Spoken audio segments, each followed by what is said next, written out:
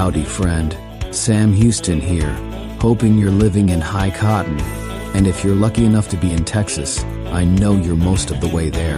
Now enjoy your daily dose of Texas history and Texas pride. Howdy, friend. Welcome back to the Feed Bandit podcast and your Texas History Roundup for December 10th. In 1582, Antonio de Espejo arrived at the present site of Presidio and named the existing pueblo San Juan Evangelista.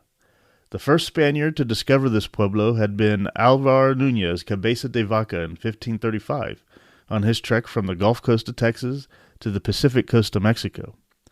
The pueblo had several names before it became Presidio. One name was La Junta de los Rios, the junction of the rivers, for the Rio Grande and the Rio Conchos. The surrounding area is the oldest continuously cultivated area in the United States, having been farmed since 1500 BC.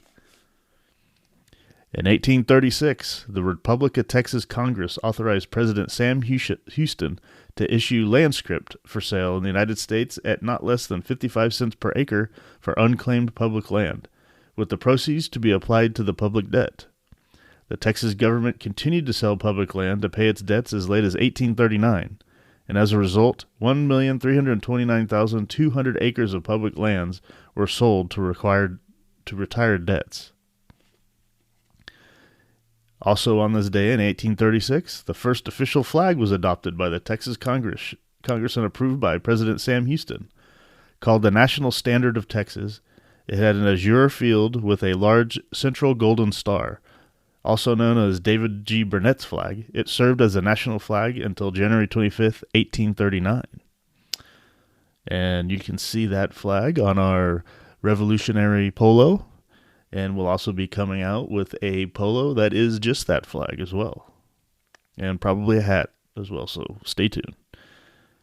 In 1838, Mirabeau B. Lamar was inaugurated as President of the Republic of Texas, and David G. Burnett became his vice president. There had been three serious presidential candidates, Lamar, James Collingsworth, and Peter W. Grayson, but the latter two committed suicide before the election. Despondency was blamed for both deaths, Grayson by drowning and Collingsworth by a self-inflicted gunshot. Lamar had come to Texas in 1835 from Georgia and fought in the Battle of San Jacinto.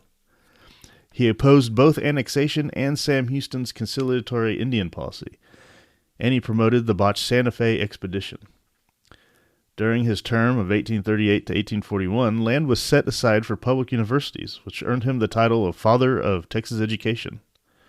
Lamar was a poet of some note, two of his poems being At Evening on the Banks of the Chattahoochee and Thou Idol of My Soul. In an address to Congress in which he argued for funds for higher education, he stated, quote, "Cultivated mind is the guardian genius of democracy," end quote. And this became the UT Austin motto, Disciplina Praesidium Civitatis. Lamar died in 1859 at Richmond and was buried in the Masonic Cemetery. In 1878, Jane M.E. McManus Casino, a journalist, promoter, and unofficial diplomat, died when the steamship she was taking sank on a trip from New York to Santo Domingo. She had been involved in land speculation in Texas in 1832, and her reporting and letters to various political figures were influential in Texas joining the Union. During the Mexican War, she was part of a secret peace mission and served as a war correspondent from behind enemy lines. Casino was an ardent expansionist, promoting U.S. interests in Cuba, the Dominican Republic, Nicaragua, and Mexico. She and her husband, William L. Casino, were instrumental in establishing the town of Eagle Pass. And finally, in 1921, the Wichita Falls Telephone Exchange upgraded to automatic operation, the first Texas community to do so. It had been only 5 months earlier in July that Texas's first telephone dial exchange had been installed in Dallas. And actually not finally, but I will say on December 10th is my parents' wedding anniversary. Congratulations, Mom. I only wish Dad was here to celebrate it with you. All right, with that, we'll wrap this Texas History Roundup up for December 10th. Thank you so much for listening, and we'll catch you back here tomorrow on the next one. All right, remember, Texas first.